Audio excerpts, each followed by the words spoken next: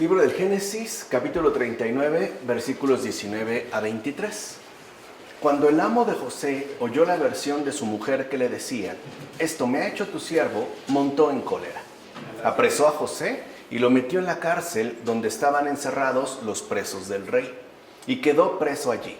Pero el Señor estaba con José y tuvo misericordia de él, haciéndole obtener gracia ante el jefe de la cárcel. El jefe de la cárcel confió a José todos los presos que había en la cárcel, y todo lo que se hacía allí lo disponía él. El jefe de la cárcel no vigilaba nada de lo que le había confiado, pues en todo estaba el Señor con José y le daba éxito en lo que emprendía. Pues como vemos, ya estamos insertos de lleno en esta figura luminosa que es José. Dijimos, ¿no? Ya un gran exponente de la fidelidad al Señor en situaciones mucho más concretas, mucho más definidas, que ya, por decirlo de alguna manera, nos alcanzan incluso a cada uno de nosotros en nuestra vida concreta. Mira bien lo que hace la malicia. No pudiendo ocultar su pecado, incrimina a los inocentes mezclando perfidia con perfidia y condena a los demás totalmente furiosa.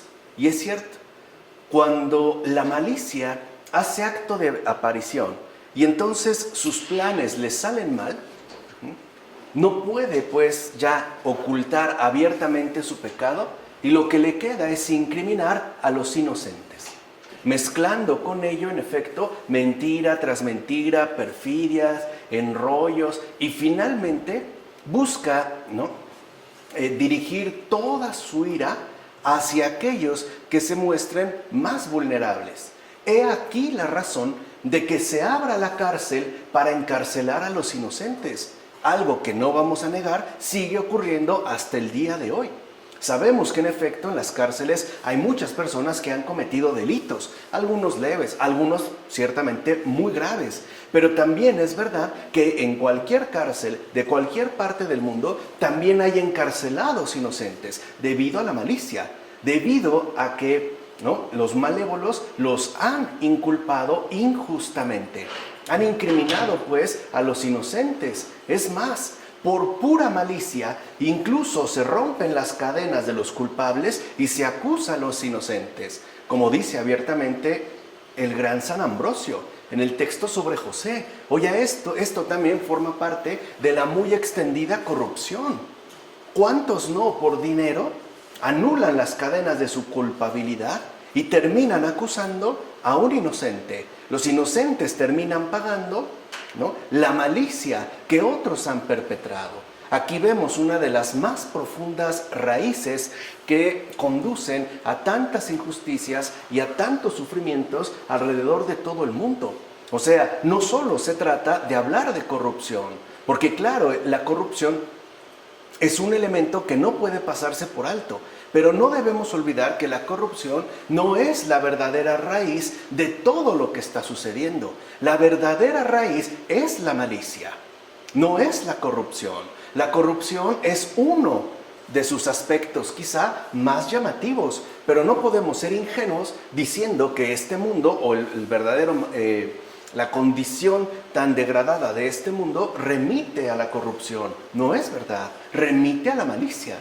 Incluso podemos ver aquí, en lo que nos ha mencionado el gran San Ambrosio, cómo en efecto es por malicia, por lo que mucha gente paga injustamente lo que otros han hecho. Y más hoy en día, cuando sabemos que se puede poner dinero para incrementar incluso la impunidad de los pecados cometidos. Pues bien, la mujer de aquel egipcio primero intentó hacer caer a José. Ya dijimos, y no fue de manera repentina. Estuvo intentándolo una y otra vez. Ya vimos la vez pasada cómo actúa de esa manera, en efecto, la tentación. Pero como no lo consiguió, cubrió después su pecado y le mintió a su marido. Y él le creyó. Vean aquí un aspecto fundamental. Cada vez que una persona actúa con malicia y no logra su cometido, miente a continuación. O sea, vean cómo se va dando esta madeja enredada del pecado en su conjunto. La malicia se propone realizar algo, por ejemplo, hacer caer a José por medio de la mujer egipcia, pero como no lo consigue, como no queda atrapado en su trampa, y ya se ha exhibido pues el fallo en particular del pecado que se quería cometer, entonces el modo que se tiene para poder encubrir dicho pecado es la mentira. Y claro, de entrada suele suceder que aquellos a los que se les transmite la mentira le crean. Porque en principio no tendríamos por qué desconfiar de alguna otra persona, y menos aún tratándose de una persona sumamente cercana, como sería una esposa, un esposo, un hijo, una hija, una tía, un tío, un primo, una prima. O sea, no es tampoco que sea por ingenuidad. También vemos cómo hay un abuso de confianza en torno a la familiaridad. Ok, pero Dios esperaba con paciencia. En efecto, José es enviado a la cárcel y queda ahí retenido como reo que no ha ofendido a Dios ni es culpable. Porque no olvidemos que la malicia se remite al daño perpetrado al prójimo, pero la malicia a su vez es inseparable de la ofensa a Dios, y por eso también conlleva un grave pecado. No me detengo en esto porque ya lo mencionamos la ocasión anterior al ver los versículos correspondientes. Por eso Dios estaba presente allí con él. El Señor pues asistió al justo José y no le abandonó, como menciona Cesario Darles en su sermón. O sea, ¿qué vemos pues? Que el Señor a veces, ya lo dijimos, no nos libra de las adversidades, no nos las va a quitar, pero se va a mantener, ¿no?, fiel a cada uno de nosotros y nos va a acompañar incluso en situaciones pues verdaderamente lamentables, asistiéndonos y mostrándonos también, por una parte, su amparo, y por otra parte, dándonos la gracia necesaria para crecer todavía más en virtud. Recuerden que eso a veces como que se nos escapa. O sea, para nosotros hoy en día la virtud, la rectitud pues moral de una persona parece que no cuenta demasiado. No obstante, es central. Incluso diré que es más bienaventurado José al ser encarcelado, ya que sufrió martirio por la castidad. Naturalmente, esta, o sea, la castidad, es buena en sí misma. No obstante, tiene menor mérito si no pasa por el peligro. Vean, aquí está también un aspecto muy importante de la sabiduría divina.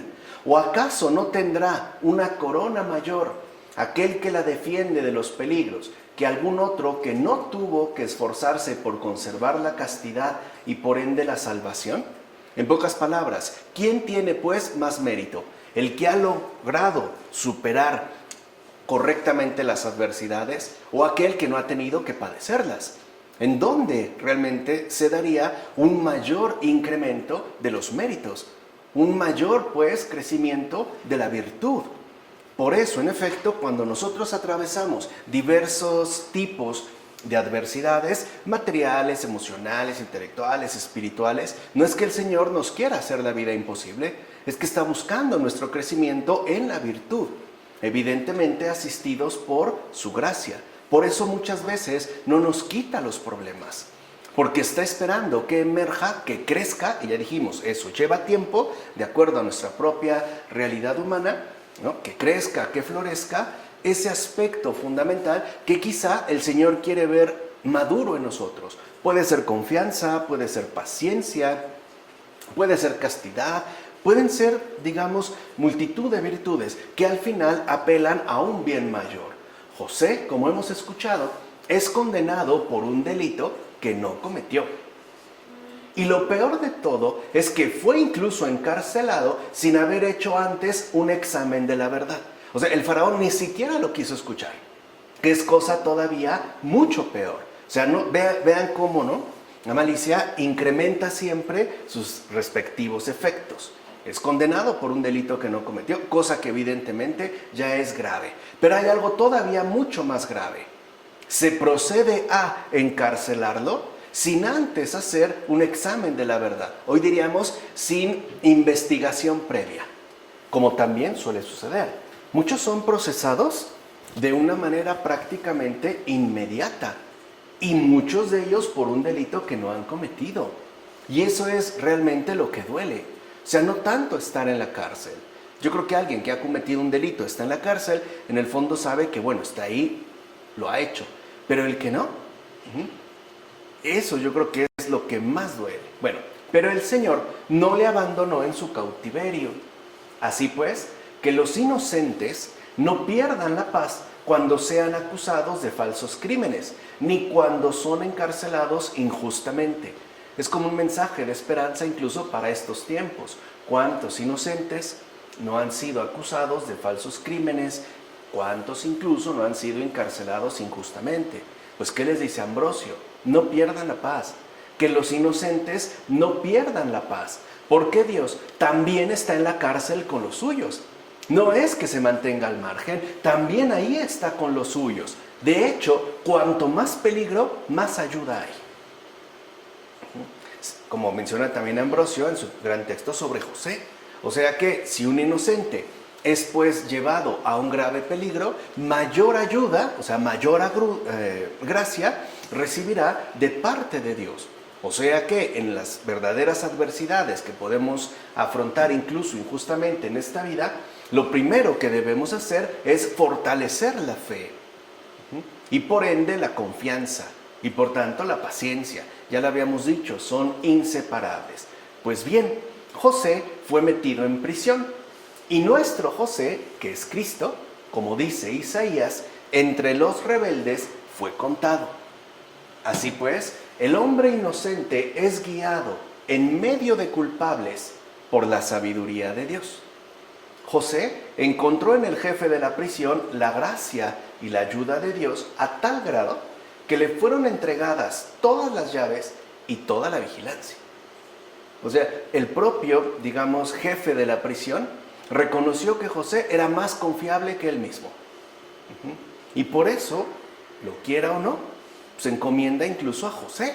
O sea, el jefe de la prisión pone, ¿no?, en manos de un prisionero el orden que a él le corresponde mantener. Esto debía cumplirse en el siguiente sentido. Al inocente culpado se le entregaron finalmente las llaves del cielo y del infierno para que estemos vigilantes, como afirma Boldeo en el libro de las promesas y predicciones de Dios. ¿Quién es el inocente culpado? Pues Cristo. Y es a Cristo a quien finalmente se le han entregado las llaves del cielo y del infierno, justamente para que estemos vigilantes. O sea, para que nos demos cuenta de que si bien es cierto, Él es el que tiene ya las llaves tanto del cielo como del infierno, esto involucra que ambos existen. O sea, no podemos tomarnos a la ligera ni el hecho de la existencia del cielo, ni el hecho mismo de la existencia del infierno. Él tiene estas llaves y no se le dieron, digamos, las llaves de algo falso. No fue engañado. A Él se le ha dado, como sabemos, todo poder en el cielo y en el abismo.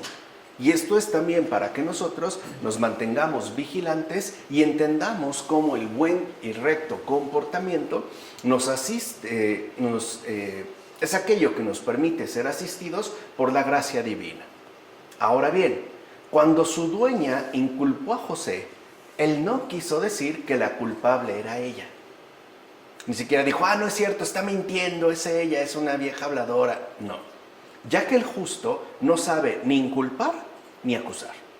El justo nunca acusa, nunca inculpa. A esto se debe que los malos piensen que actúan impunemente. Fíjense, aquí vemos cómo los malvados piensan que pueden hacer lo que se les da la gana y no se dan cuenta que es gracias a la virtud del inocente. Porque el verdadero inocente, el verdadero justo, no sabe ni inculpar ni acusar, puesto que si lo hiciera, entraría a formar parte del bando de los malos. Así pues, los malos se equivocan, no actúan impunemente. Es gracias a los justos que no acusan, pero no es así, ya que en el justo siempre habla la inocencia, aunque éste no diga una sola palabra. Como afirma también Cesáreo de Arles. O sea, muchas veces pensamos que nuestra inocencia tiene que ser como expuesta de una manera sumamente detallada. Por ejemplo, a través de enormes discursos, o hoy diríamos a través de interminables audiencias. En realidad la inocencia habla aunque no se diga una sola palabra. Es más, a veces con ver a un inocente, con solo verlo, podemos darnos cuenta si es o no es. Claro, puede ser que ocurran casos de un cierto engaño, pero al final algo lo delata. Un mínimo gesto, un parpadeo, una sonrisa disimulada. Pero se nota, no se tiene que defender. Pensemos en el propio Jesús. Cuando Jesús es llevado a Herodes, ¿no? Y él lo está interrogando, le está diciendo, ¿no? ¿Qué ha hecho? ¿Que le haga un milagro? Jesús no abre para nada la boca, no lo necesita. No necesita, pues, ¿no?, decir que es inocente y mucho menos demostrar que lo es. Él es inocente, Él es el inocente, Él es la inocencia. Y bastaría su presencia para que ésta, digamos, se confirmara. Así pues, ¿por qué sorprenderse de que Cristo visite a los encarcelados si Él mismo recordó a los suyos que había estado encarcelado cuando dijo: estuve en la cárcel y no me visitasteis, como dice en Mateo? ¿A dónde no llega la misericordia divina?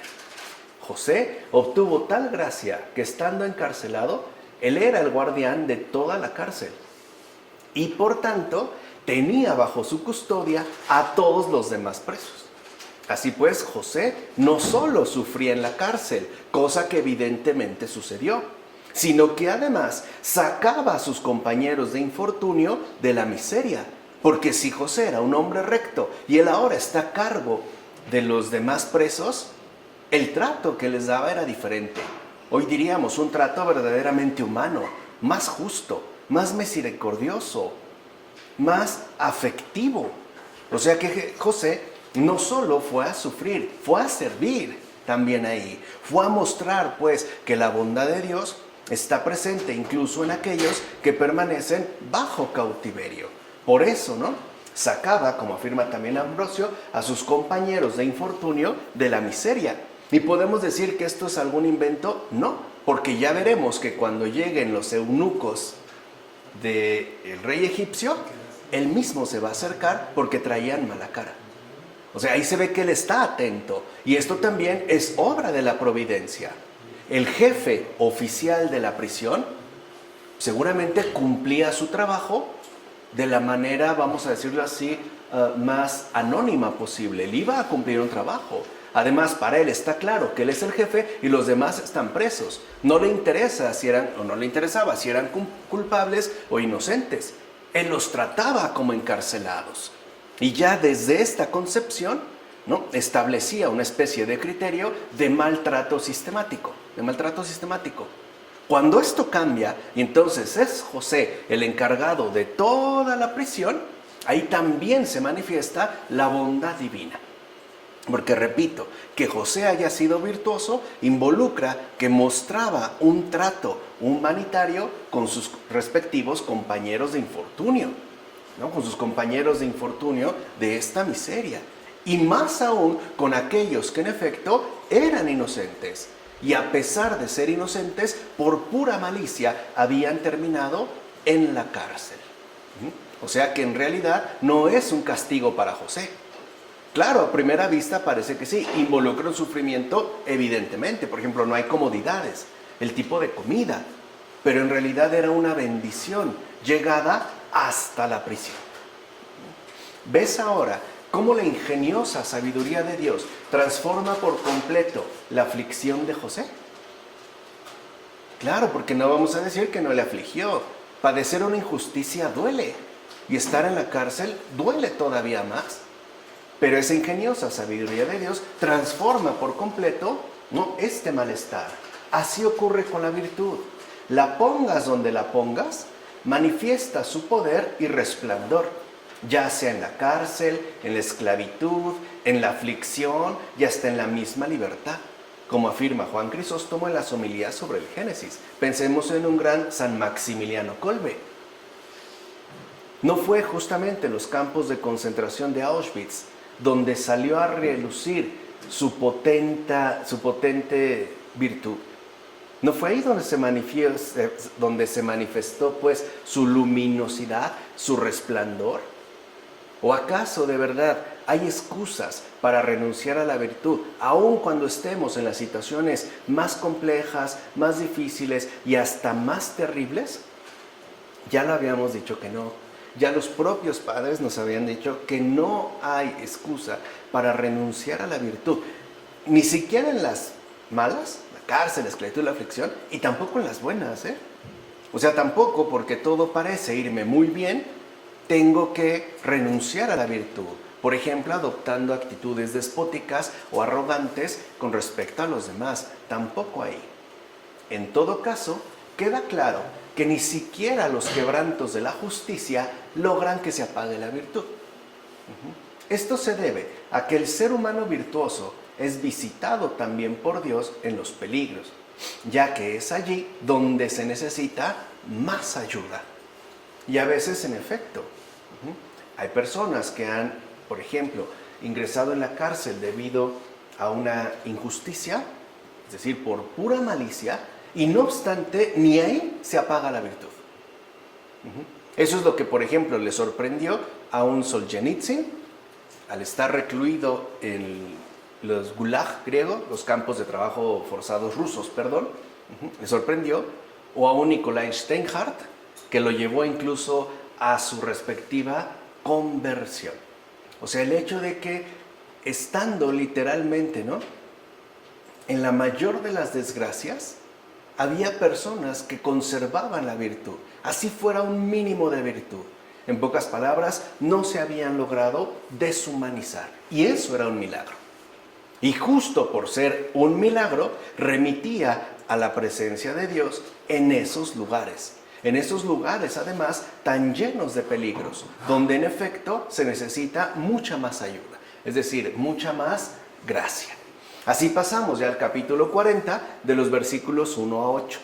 Después de estos sucesos, el copero y el panadero del rey de Egipto ofendieron a su señor, el rey de Egipto.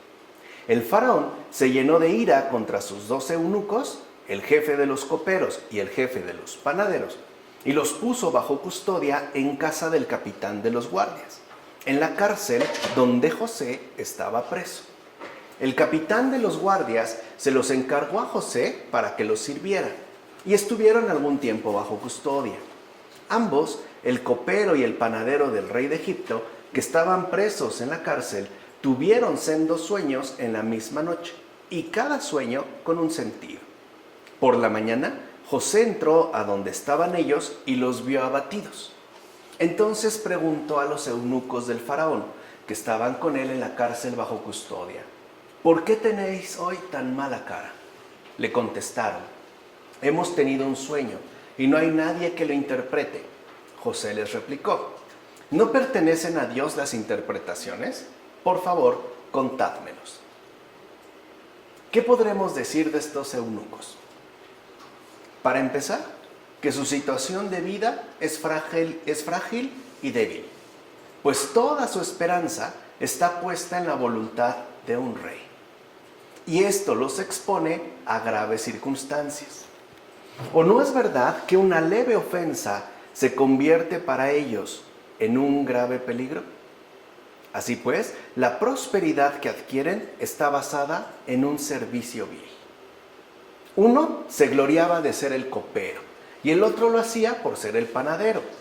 Pero ambos ofendieron al faraón y acabaron en la cárcel. ¿Dónde quedó entonces su supuesto bienestar? Por eso fueron enviados a la cárcel, es decir, encomendados a José por el mismo carcelero para que en verdad aprendieran cosas importantes, como afirma Ambrosio en Sobre José. Ahí también ya se deja entrever la gracia de Dios. ¿Cuántos de nosotros efectivamente nos volvemos, viles o servidores con vileza por tratar de obtener algún beneficio de algún poderoso de este mundo? Y claro, puede ser que mientras las cosas marchen de determinada manera, obtengamos un gran bienestar, pero un menor fallo nos puede hundir. Incluso no solo podemos acabar en la cárcel, incluso podemos acabar asesinados, cosa que ocurre y sigue ocurriendo en estos tiempos. Esto sucede por poner toda nuestra supuesta confianza y esperanza en un ser humano. Y además un ser humano sumamente peligroso, por el simple hecho de estar lleno de poder. El poder hace inestables, ahorita lo veremos a continuación.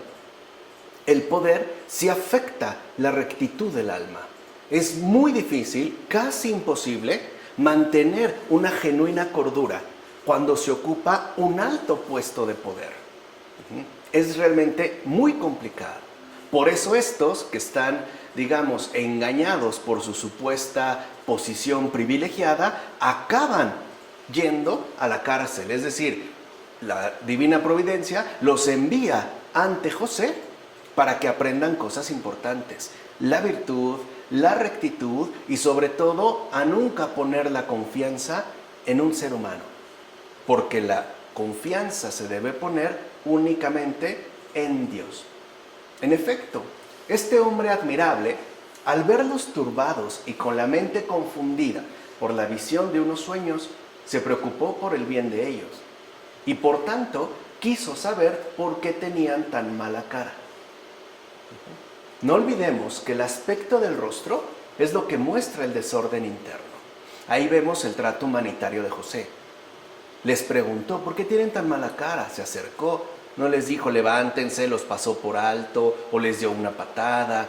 No, está realmente interesado por ellos. Por eso el sabio dijo, cuando el corazón se alegra, el rostro florece. Pero si tiene penas, parece sombrío, como se dice en Proverbios. Así pues, cuando José los vio abatidos, se interesó por la causa de su malestar. ¿Te das cuenta cómo José, aun estando en la cárcel, no pierde nada de su esplendorosa virtud? Incluso se apresura a descargar a otros de sus angustias. O sea, ni siquiera, digamos, está metido en su autoaflicción. Al contrario, sigue sirviendo a los demás debido a su virtud y ayudándoles a que puedan solventar los respectivos pesares que atraviesen. En pocas palabras, aquí vemos otro rasgo fundamental de una virtud en verdad esplendorosa, la consolación.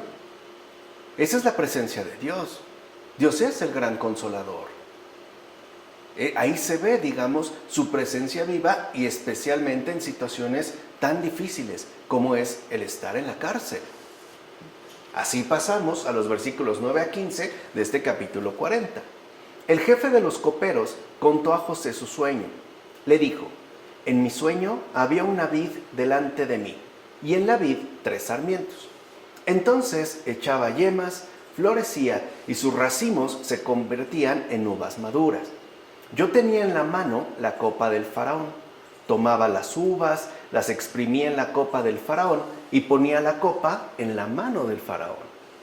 José le respondió, esta es su interpretación. Los 3 sarmientos son 3 días. Al cabo de 3 días, el faraón te levantará la condena y te repondrá en tu cargo. Pondrás la copa del faraón en su mano, como acostumbrabas antes cuando eras copero. Y si te acuerdas de mí, cuando te vaya bien, ten la bondad de hablarle de mí al faraón para que me saque de esta cárcel. Pues fui arrebatado del país de los hebreos y nada he hecho aquí para que me metieran al calabozo. El copero se sentía afortunado porque servía la copa al rey. Como hoy muchos asistentes de grandes personalidades que se sienten afortunados, ¿no?, por pasarles el papel higiénico a estos poderosos que, les guste o no, tienen que cagar igual que cualquier otro. Y hasta pensaba que por eso estaba en lo más alto del poder. Tal era la gloria y la grandeza que tenía en este mundo. Así pues, lloraba en su decepción y se alegraba de volver a alcanzarla. Pero se trataba de un sueño, y los sueños, no la realidad, son todos poderes de este mundo, o sea, falsas expectativas. Por eso, espiritualmente hablando, es muy peligroso confiarse a los sueños. Lo mejor que podemos hacer, buenos y malos, es agradecerle al Señor, dárselos y seguir adelante, no estancarse en ellos. Así que en sueños vio que sería reintegrado en su puesto. Fíjense, ya está fantaseando. Otra vez va a volver de nuevo al servicio vil del que ha sido apartado. En síntesis, no ha aprendido nada. Y el Señor le concedió la posibilidad y no ha aprendido nada. Isaías afirma que los seres humanos que se deleitan en las cosas de este mundo son como aquel que sueña que está comiendo y bebiendo. En Isaías 29, mientras duerme, cree que se harta de comida y bebida, pero cuando despierta, tiene todavía más hambre y sed. Entonces comprende lo poco que le sirvió la comida y la bebida al soñador. Pues bien, esto mismo pasa con el que se duerme en esta vida y no abre los ojos a los misterios divinos. Cuando se deja llevar por el sueño del cuerpo, piensa que los poderes mundanos tienen algún valor. Los ven como en sueños, la fama, la influencia, etc. Pero cuando despierta, se da cuenta de cuán vano es el placer de este mundo. Por eso, observa ahora al verdadero hebreo, intérprete no de un sueño, sino de la lúcida y verdadera visión, el cual llegó a la cárcel custodiado por la gracia del cielo. Y por eso las fascinaciones de este mundo no pudieron cambiarlo ni doblegarlo. En efecto, José no fue presa de la corrupción mundana, pues tentado no cayó, deseado no deseó, y aún tomado ya de la ropa, huyó. Así pues, ni la maldad pudo retenerlo, ni el infierno poseerlo. Recuerden aquí, siempre la maldad a donde nos quiere mandar es al infierno. Siempre, por eso dijimos, ¿no? No perdamos ya este contubernio. Tiene mucho que no pronunciaba esa palabra. No perdamos ya, ¿no?, este contubernio entre maldad y pecado. Agresión al prójimo, ofensa a Dios. Incluso salvó a otros donde fue llevado para ser castigado, y allí rompió las cadenas de la muerte de sus compañeros. Esto es muy importante también de tener en cuenta. ¿Cuántas veces no nos dejamos llevar por fascinaciones engañosas de este mundo? Nos fascinan los halagos que este mundo nos quiere prodigar. Por ejemplo, que todos estén a nuestro servicio, o que todo el mundo me adore, literalmente, o que todo el mundo me reconozca, que sea reconocido por esto o por aquello, lo que sea, a manera de sueños. Pero cuando despertamos y nos topamos de frente con la realidad, ahí podemos experimentar una profunda amargura. ¿Por qué? Porque se trataría de la amargura del engaño, en este caso, la falsedad. Veamos ahora lo que el hebreo le dijo al jefe de los coperos. Escucha su sueño, da indicaciones, y vean, por cierto, José, de qué manera tan sobria habla. No da vuelta, no acusa, o sea, se va pues a lo esencial, que yo digo e insisto en que es el rasgo fundamental de todo cristiano. Cero parloteos, a lo esencial. Bueno, ¿qué le dice al copero? Al jefe de los coperos. Acuérdate de mí cuando te vaya bien. José ya sabe que él va a salir. Ya se lo reveló en el sueño y el Señor se lo ha dado a conocer por ese medio. Le dice, acuérdate de mí cuando te vaya bien. Lo dice porque es consciente de que al recuperar el poder y la posición, él, el copero, no lo querrá recordar. Se lo está anticipando, ya que preferirá olvidar la afrenta padecida. O sea, claro, si ya salió de la cárcel, lo que ahora menos quiere es recordar que estuvo ahí y por ende olvidarse de todo, incluido el propio José. Por eso le dice, acuérdate de mí. Fíjense, qué fácil es olvidarse del beneficio recibido cuando las cosas mejoran. Y en efecto así ocurre. Qué fácil es olvidarse del beneficio recibido, de la ayuda que hemos recibido cuando las cosas mejoran. O sea, cuando nos va bien, nos podemos llegar a volver incluso bien desagradecidos. Como si nadie pues me hubiera echado una mano. Como si todo esto hubiera sido o bien resultado de mis esfuerzos y de mi pericia, o bien se tratara simple y sencillamente de aquello que Dios me concede finalmente porque es lo que me merezco.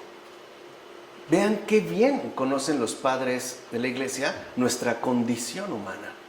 Qué fácil es olvidarse del beneficio recibido cuando las cosas mejoran. Qué fácil es pasar del favor recibido al olvido de dicho favor. Es más, alguien a lo mejor puede recurrir en la circunstancia contraria y decirle, oye, acuérdate que yo te ayudé. ¿Tú cuándo? ¿Cuándo hiciste algo por mí? ¿Cuándo me diste siquiera un vaso con agua? ¿No? Qué fácil es pasar del favor recibido al olvido de dicho favor. En efecto, lo peor de todo es que en cuanto llega la prosperidad, nos olvidamos de todo favor recibido. ¿Cómo nos damos cuenta claramente que en cuanto llega la prosperidad, nos olvidamos de todo favor recibido? Porque nos volvemos bien desconsiderados. Dicho brevemente, ya en prosperidad ya no queremos ayudar. Ya hasta nos molesta, por ejemplo, que nos pidan o que alguien simple y sencillamente solicite nuestra ayuda. Decimos, no, pues arréglate, hazlo tú, ¿yo por qué? Eso no es mi asunto, eso no es cosa mía, etcétera, etcétera. Ahí vemos cómo entonces, en efecto, la ingratitud, ¿no?, hace acto de aparición. Por eso el copero, cuando fue restituido de nuevo en su cargo, se olvidó ingratamente del intérprete. Pero aunque él se olvidaba, Cristo no se olvidaba. Y hablaba al copero a través de su sencillo siervo diciéndole, acuérdate de mí cuando te vaya bien.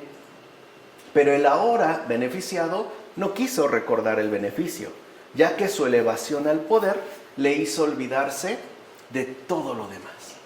Como afirma también, ¿no?, el sorprendente Ambrosio. ¿Cuántas veces una persona que, por ejemplo, ha llegado a un puesto políticamente elevado, se olvida incluso de la gente de la cual ha salido? Olvida sus raíces, sus vínculos de pertenencia, sus años de pobreza, toda la ayuda recibida durante tantos años. Y todo debido a la elevación del poder. Es, por poner una imagen, como si una persona subiera en elevador 500 pisos y por estar tan alto se olvidara de la gente que quedó abajo, de la cual él mismo salió y ha llegado a subir. Por eso nosotros no seamos ni ingratos ni desagradecidos. Recordemos, cada vez que sea posible, todos los favores, todas las ayudas que hemos recibido a lo largo de nuestra vida. Y si llegamos muy alto, por gracia de Dios, tengámoslo todavía más presente. Porque la idea no es separarnos de los demás, es que todos estemos finalmente en el mismo grado de elevación espiritual, intelectual, económica, social, etcétera, etcétera, etcétera. Por otra parte, fíjate también en José, pues aunque es verdad que recibió potestad por parte del carcelero, sufría por verse encerrado injustamente entre suciedad y mugre. Los que a lo mejor, ¿no?, han estado en alguna prisión, verán que no es un castillo de pureza, ¿verdad? Si algo abunda es la suciedad y es la mugre. Mira pues su manera filosófica de sentir, ya que soportó todo ello con gran humildad. Ten compasión de mí y acuérdate de mí ante el faraón y me sacarás de la cárcel. Observa bien lo siguiente. Aquí no dice nada de aquella mujer adúltera ni inculpa a su amo. No le dices que me metieron porque esta mujer quiso y no fue cierto. Y su amo ni siquiera se tomó la molestia. Nada. No habla de ellos. Ya dijimos hace rato, ¿no? El justo no sabe ni inculpar ni acusar. Desconoce eso por completo. Como tampoco relata el acto inhumano que sus hermanos cometieron contra él. Ni siquiera lo menciona. Más bien lo oculta todo y se confía al que ha ayudado. Eso es lo normal, ¿no? Está partiendo de una relación concreta. Vas a salir, acuérdate de mí.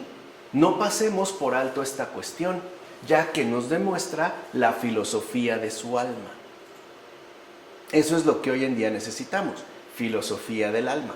Ojalá que estos cursos que damos y que, gracias a Dios, muy providencialmente se transmiten en YouTube, también nos aporte esta filosofía de alma, que es lo que estábamos necesitando, ¿no? Por ahí andábamos cojeando, ¿no? Andábamos medio anémicos. filosofía del alma.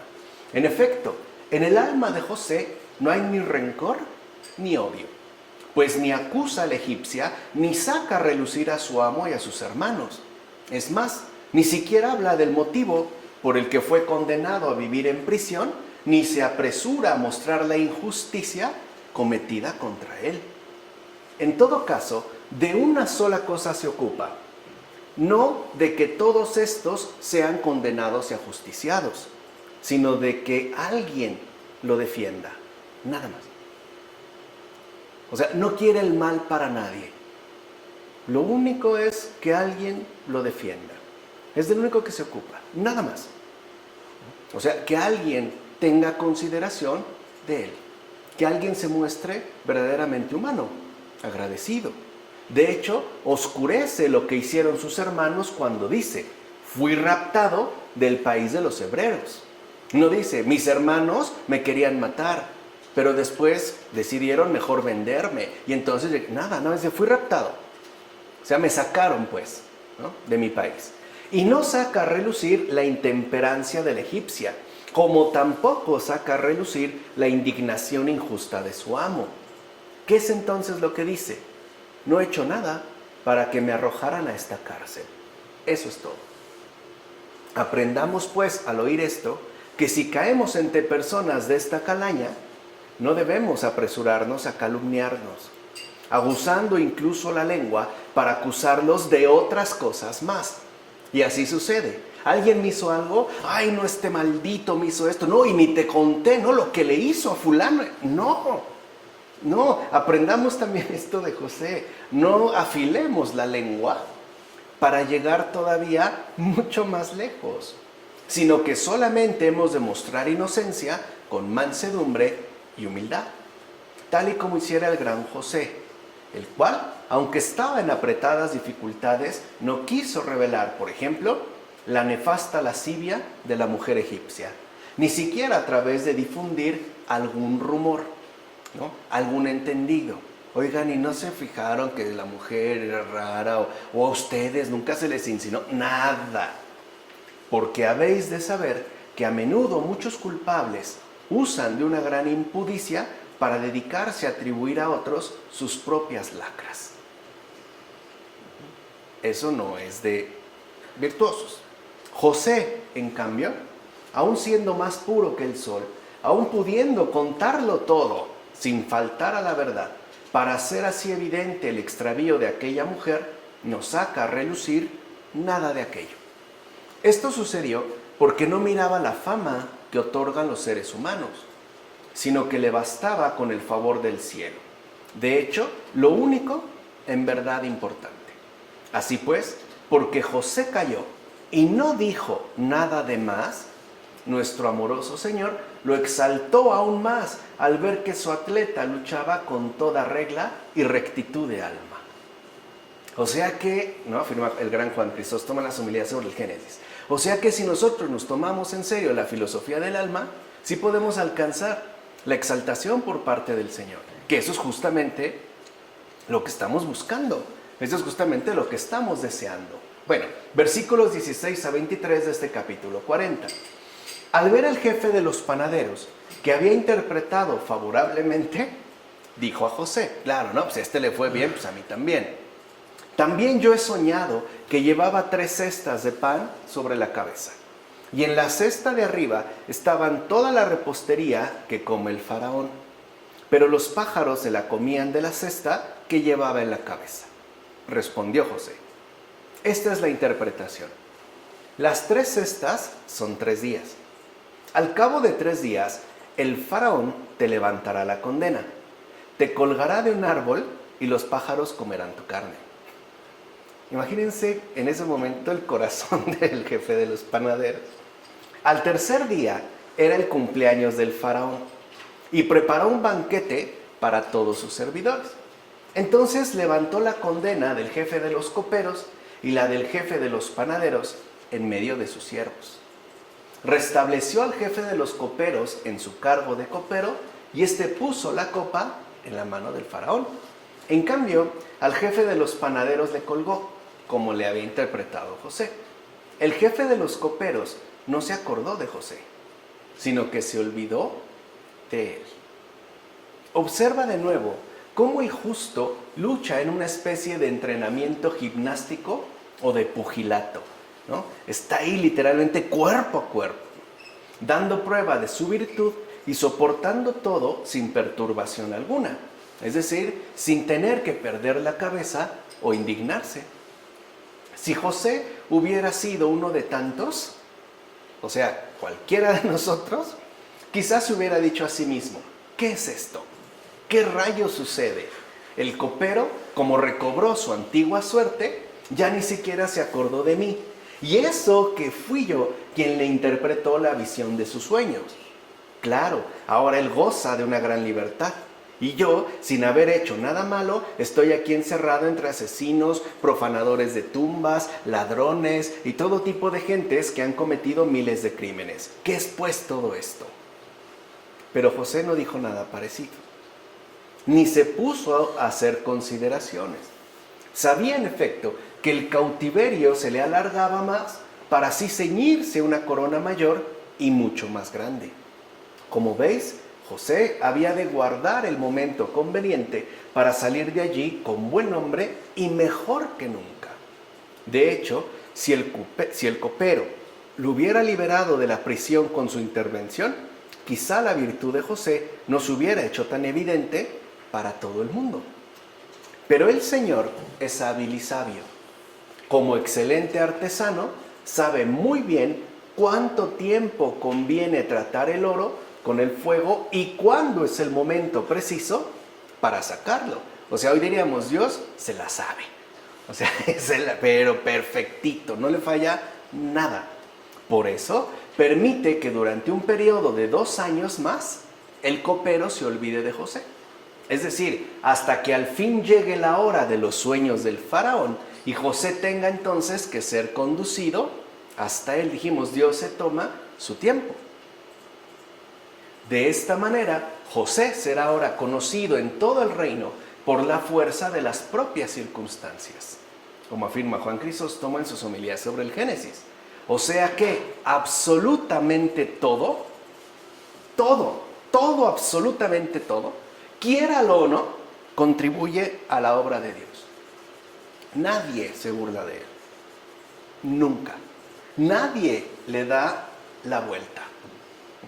Incluso el Señor, si lo ven, parece que deja que las circunstancias se sigan dando con cierta normalidad. Parece que absolutamente nada cambia.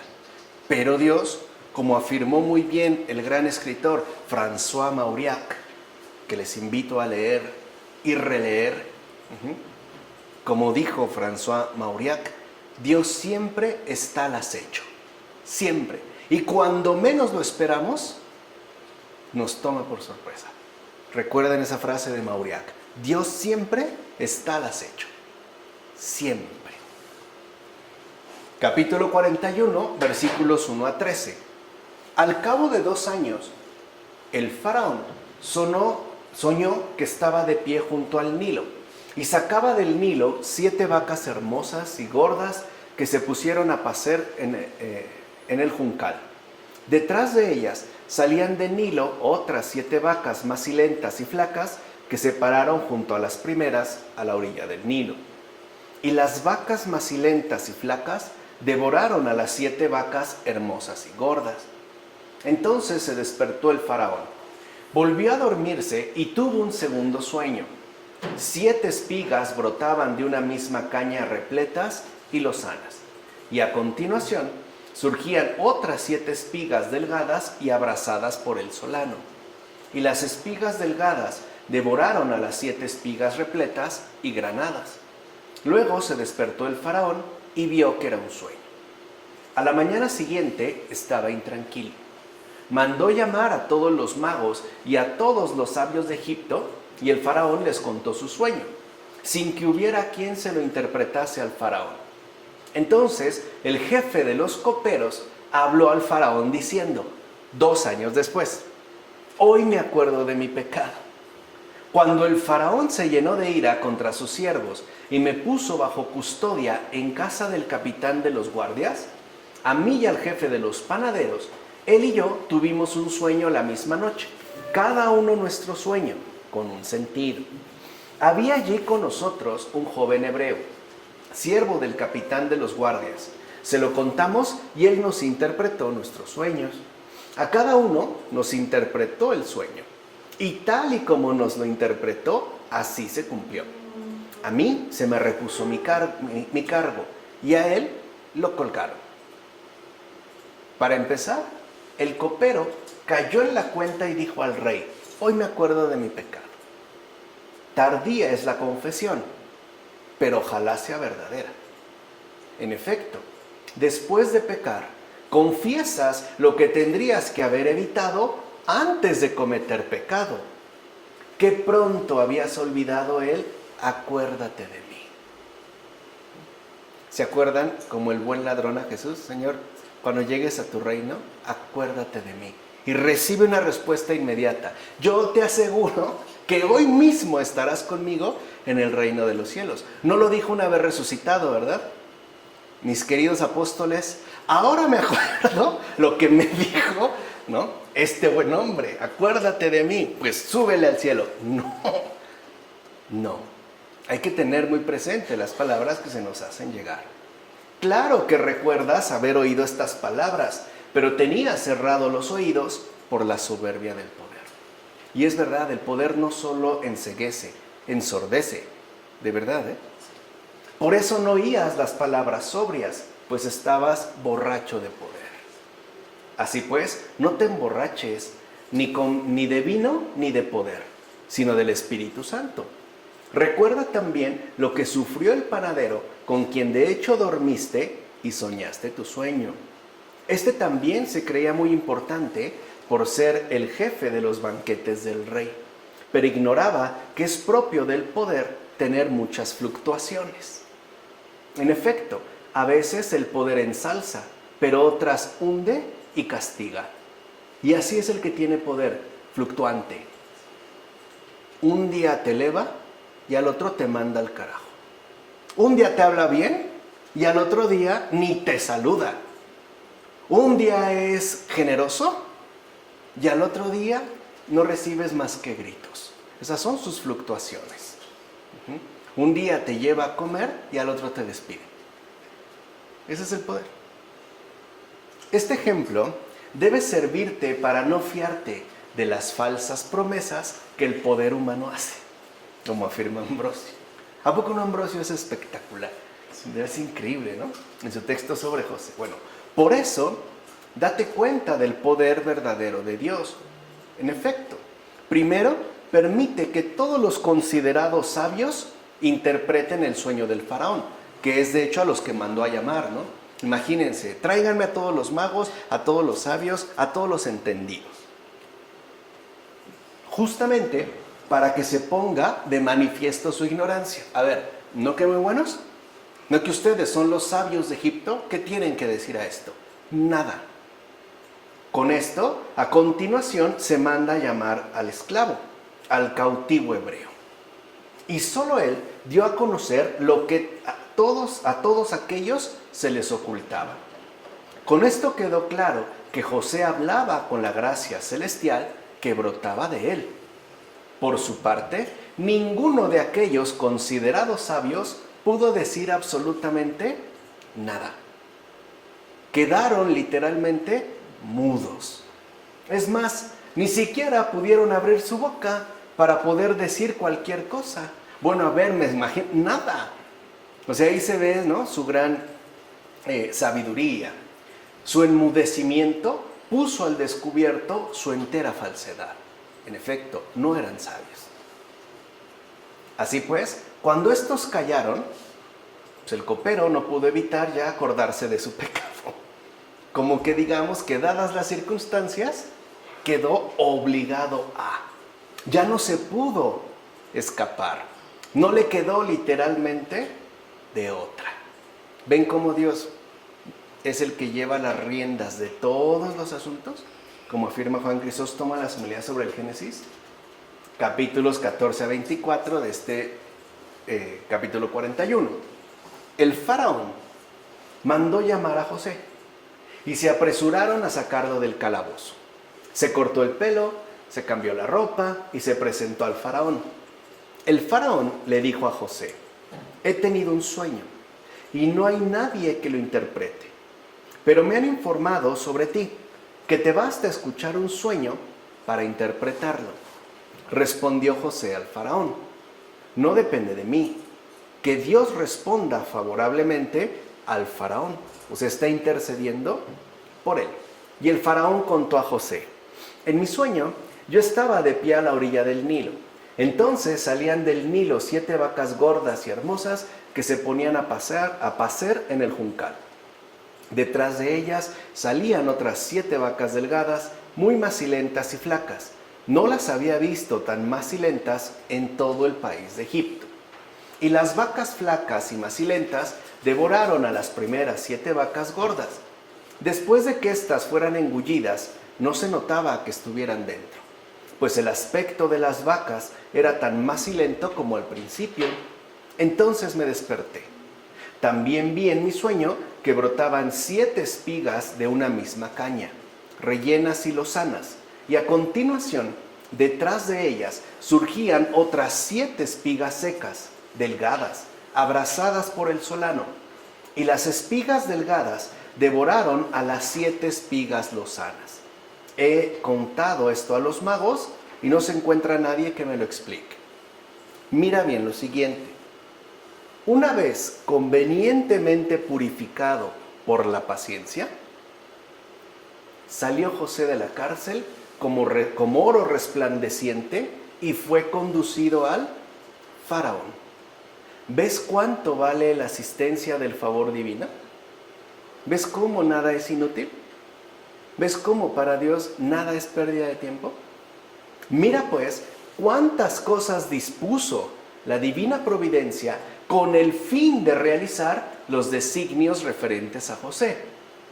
En efecto, no solo escapó de las redes del ardor de la lujuria que le echó las manos encima, sino que incluso fue a la cárcel y allí mismo entró en contacto con el copero y el panadero.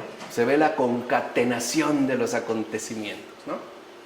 Y por la interpretación de sus sueños, llegaron entonces a conocer la sabiduría de José, la cual, llegado el momento oportuno, fue recordada y salió a relucir plenamente, como afirma Juan Crisóstomo. Uno se podría preguntar, ¿qué no era más fácil que llegara, ¿no?, en línea directa José ante el faraón? No, porque nuestra situación del mundo es real y compleja, está llena de circunstancias. Por decirlo así, Dios surfea sobre los acontecimientos, pero siempre se obtiene lo que Él ha dispuesto. Aunque claro, nosotros en nuestra impaciencia quisiéramos todo de inmediato. Pero el Señor, repito, no atenta contra la realidad. Deja que estos vayan porque al final, ¿no?, van a terminar a donde Él quiere. Y además, cuando Él quiere.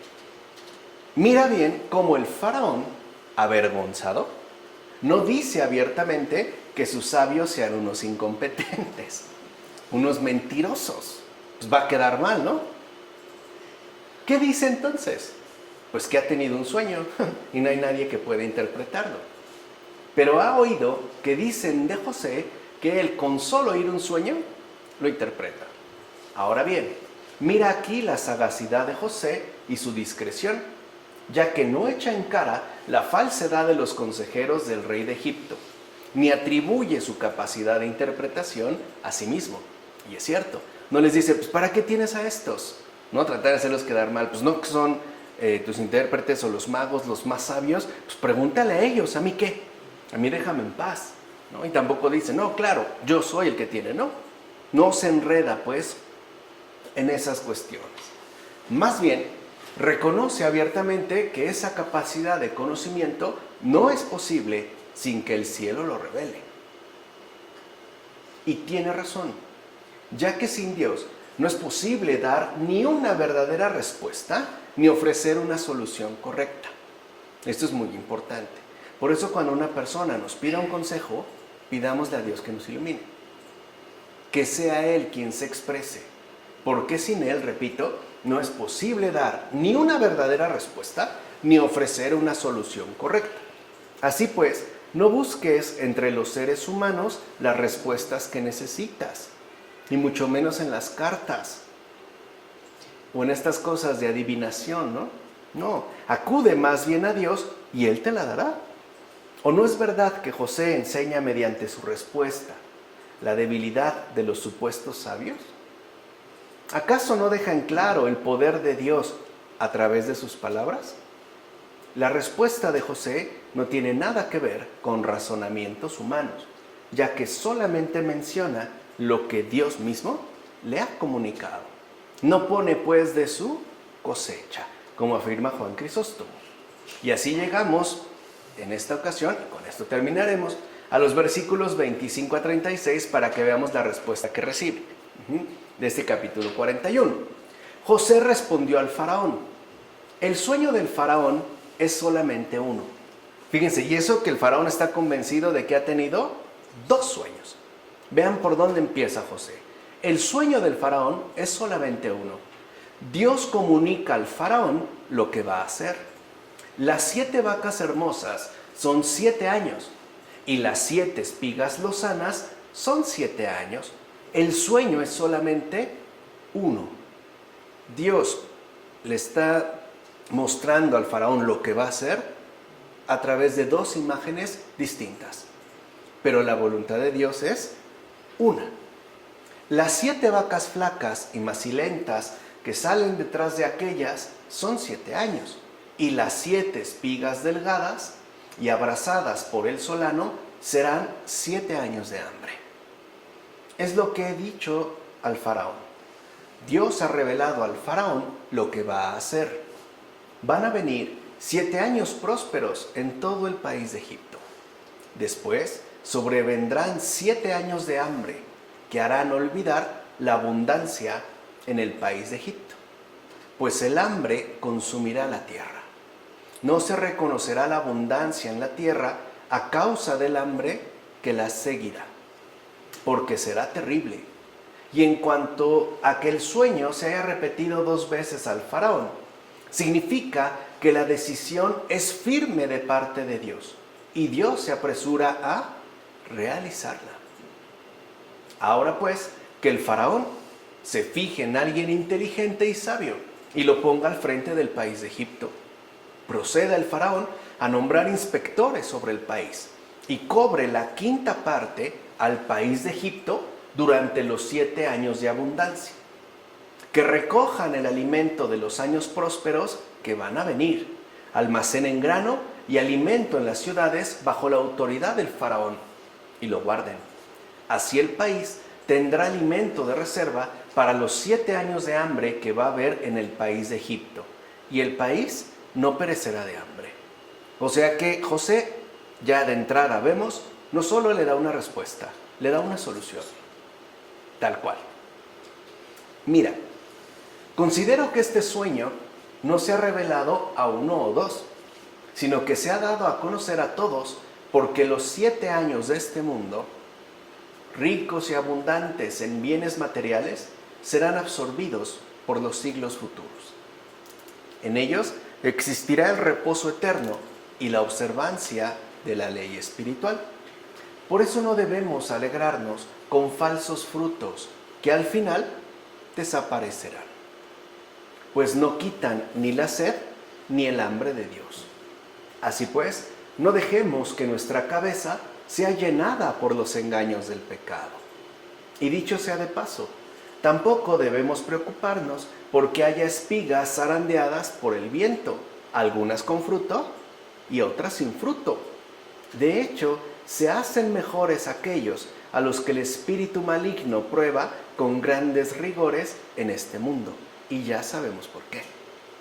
Porque mientras más dificultad haya, más gracia tendremos y ayuda de parte de Dios.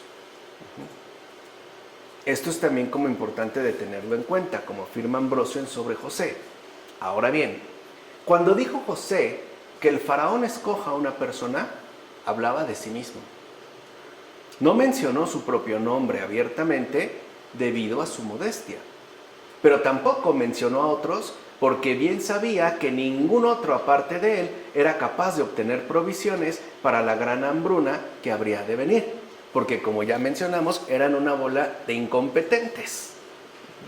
Así pues, José fue grande ante los ojos del faraón, y no tanto por la interpretación dada de sus sueños, sino por el beneficioso consejo que en José había encontrado. O sea, lo que realmente le impresionó al faraón no fue tanto la interpretación del sueño, la solución que se le hizo llegar. Quiere decir que entonces Dios le anuncia una gran dificultad que dijo José, ¿será terrible? Pero al mismo tiempo le ofrece una solución ante esta calamidad. ¿Entiende? Aquí se ve también la misericordia. Hay pues pensada una gran hambruna, una terrible hambruna, pero al mismo tiempo Dios ofrece una solución. No es que nos deje pues en un absoluto desamparo. Incluso podemos ver cómo da un tiempo de preparación. 7 años de gran abundancia. Una abundancia tal que incluso se podrá reservar y almacenar lo necesario para los 7 años de gran hambruna que han de venir y que en efecto han de llegar, ¿no? Por eso se lo hizo ver en sueños al faraón 2 veces. O sea, es pues ya algo completamente decidido. Tienen que estar alerta. No solo pues se anuncia la dificultad, sino que previamente se ofrece también ya la solución, el cómo poder, en este caso, llevarla a cabo. Eso es lo que realmente impactó al faraón.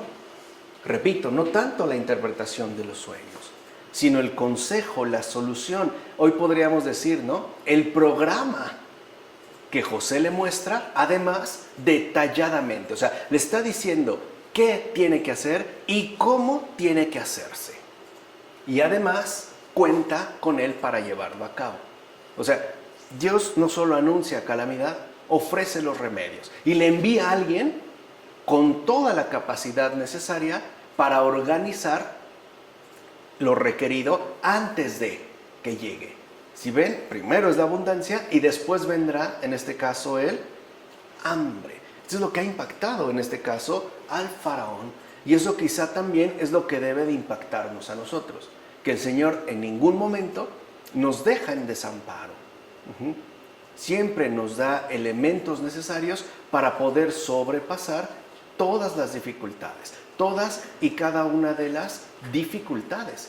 Incluso no han sido los santos de todos los tiempos, los enviados por el Señor para recoger esta abundancia en lo que vienen los momentos de hambruna, los momentos de dificultades en este mundo.